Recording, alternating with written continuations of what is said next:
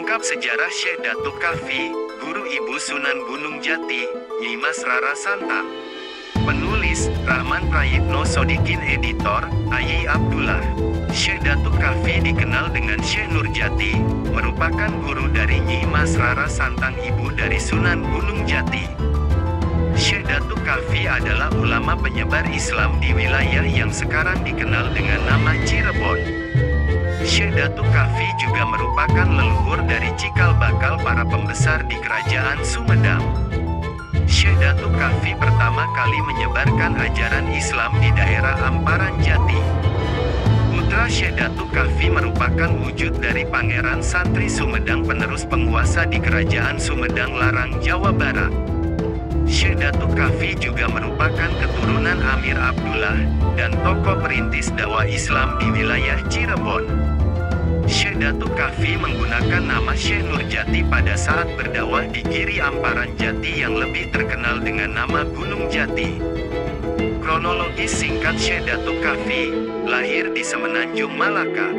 Setelah berusia dewasa, Syekh Datuk Kahfi muda pergi ke Mekah untuk menuntut ilmu dan berhaji. Syekh Datuk Kahfi sampai di Nagari Singapura, sekarang Desa Mertasinga, Kabupaten Cirebon.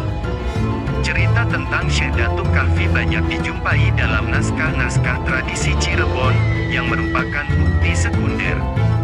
Naskah-naskah tersebut berbentuk prosa, diantaranya Carita Purwaka Caruban Nagari, Babat Tanah Sunda, dan Sejarah Cirebon. Cerita tentang Syekh Datuk Kahfi juga dapat dijumpai pada naskah yang berbentuk tembang. Salah satu tembang yang menceritakan Syekh Datuk Kahfi diantaranya Carukan dan Babat Cirebon.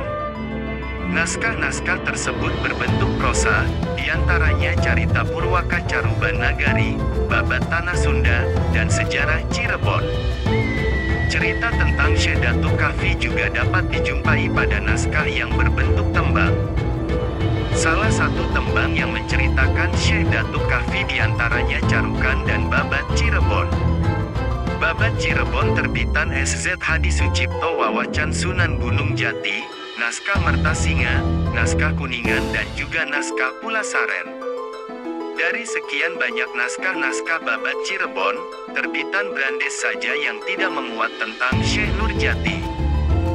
Sedangkan naskah tertua yang menulis tentang Syekh Nurjati dibuat Arya Cirebon pada tahun 1706 Masehi. Singkat cerita, Syekh Datuk Kahfi melakukan dakwah Islam di salah satu kampung yaitu Pasambangan.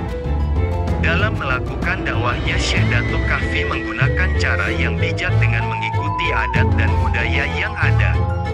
Karena menggunakan cara yang bijaksana dan penuh hikmat dalam mengajarkan agama Islam, maka dalam waktu relatif singkat pengikutnya semakin banyak. Syekh Datuk Kahfi akhirnya kedatangan Pangeran Walangsungsang beserta istrinya Nyai Endang Ayu dan adiknya Nyi Mas Ratu Rara Santang. Mereka bertiga bermaksud ingin belajar agama Islam dari Syekh Datuk Kahfi. Datangnya Pangeran Walangsungsang dan Nyi Mas Rara Santang merupakan perintah mendiang Nyi Mas Subang Larang. Nyi Mas Subang Larang memerintahkan putra-putrinya untuk belajar agama pada Syekh Datuk Kahfi semasa hidupnya.